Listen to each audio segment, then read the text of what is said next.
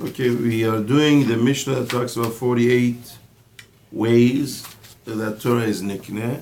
And if you recall, I told you in the name of Rav Noach Weinberg that these are 48 paths, 48 ways of adjusting personality to master anything.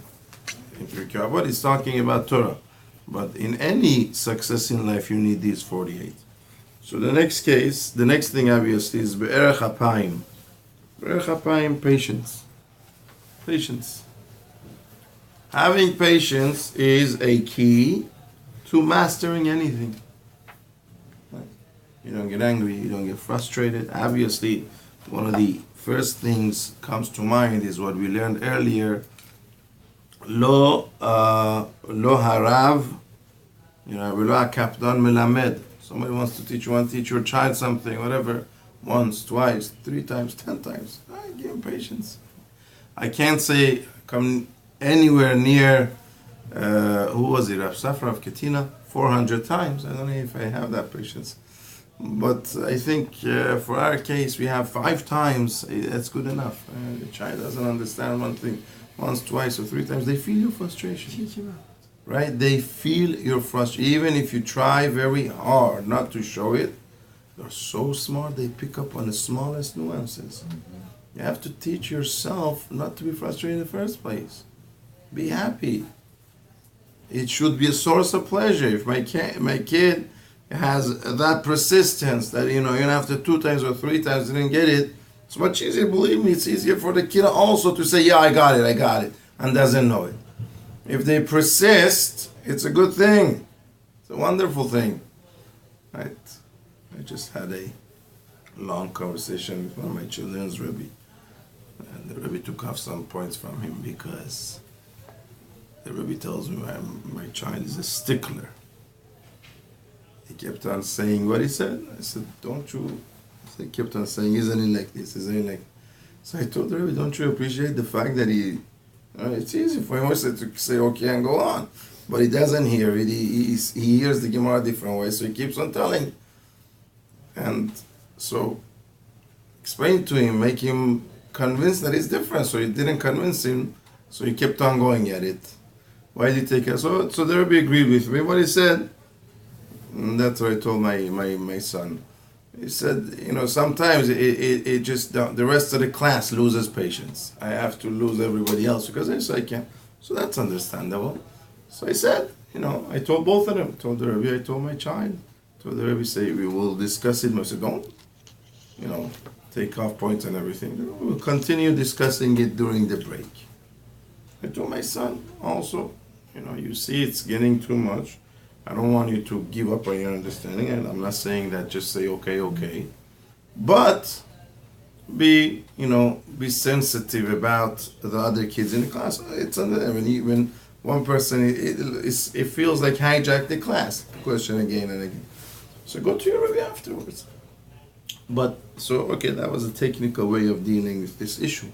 But the point I'm talking about ourselves to really appreciate the fact that they want to get it. It should really make us ecstatic. It should make us happy instead of being frustrated. Well, what are we frustrated for?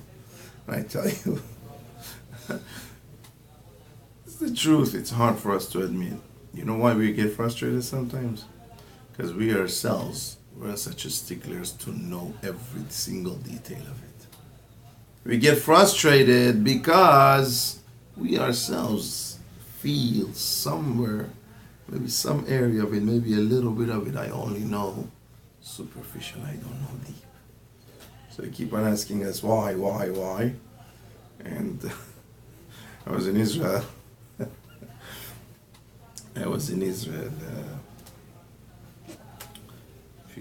I came back yesterday, so we were on a tour. The tour guide was showing us different places in Israel. So we passed by outside of Yerushalayim. You see all these hills and everything, all the Bedouins that are just like they put up a stake. It's like they own the land, even though they're Bedouins. They put up their tent or their shanty house or whatever. All these Bedouins you see are living there. So I made a couple of Bedouins joking in Israel. They make jokes about Bedouins being backwards people. So this Bedouin is walking with his son And the son says, Abba, I want to ask you a question. He says, yeah. He says, why is the sky blue? He says, Ya Beni, Ta'amin believe me, I don't know the answer. So they go down again, I want to ask you a question. What is it? Why is this area so rocky? Why doesn't anything grow in this area of land? Ya Beni, Ta'amin believe me, I don't know the answer. So again, a few questions. He said, Ta'amin I don't know the answer. So after a while, the son says, Abba, I hope you don't mind that I ask you all these questions. He says, no, my son, ask. If you don't ask, how are you ever going to learn? So, but the point is, it's the right attitude as much as they make joke about it. That's what it is. That's how we should feel. And sometimes we feel a little bit, it comes from, we feel vulnerable. We don't want to show our vulnerability to our kids of all people. We don't want to show it. So we get frustrated when they ask us questions that we may feel we don't know the answer. They'll see, they'll read between the lines that I don't know the sugya at hand, the subject, as well as I should. My knowledge is superficial. So that here is erech hapayim. To have the patience to teach, it comes a little bit also from working on ourselves, being comfortable with ourselves. But once you're comfortable, it becomes very, very easy to recognize and appreciate the fact that, so they want to know the right thing. I'll just finish with this story. There's a very, very famous story. It's really one of my favorite stories. They say Rabbi Isaac Chaver, they used to call him Rabbi Isaac Charif. He was extremely brilliant. I mean, the mind was unbelievable. Nobody could really keep up with him.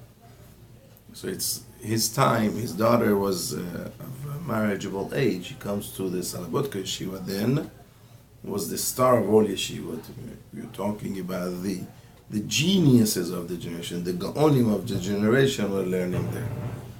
To pick one of them to say, he approves. They go out together, see if he works out. So he comes to Salabotka, and the news goes out that Rabbi Charif is here, looking at the Bachur and see who's.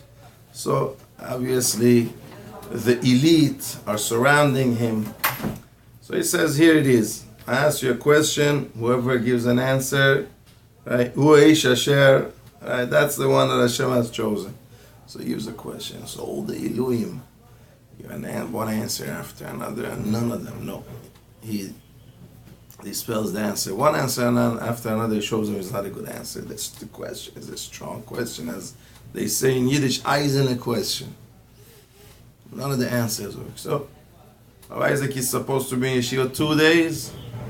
Tens of Bachrim, Elohim, the elite, try. None of them answer. So finally 2 days later, it's time to go. He has his return ticket.